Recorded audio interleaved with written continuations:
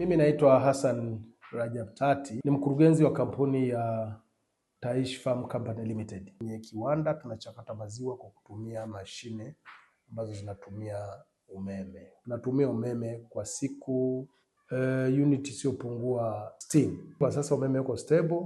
Kama unakatika labda bahati mbaya kulingana na dharura zinazokuwepo, TANESCO wamekuwa makini pale inapotokea dharura wanatuandaa, ama inapotokea dharura wanatuambia kumetokea shida hii na inaweza ikadhibitiwa ndani ya muda fulani.